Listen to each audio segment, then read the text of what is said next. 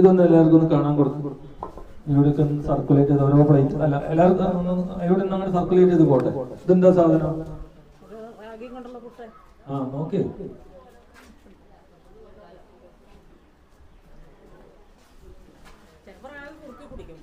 റാഗി കുറുക്കി കുടിക്കും.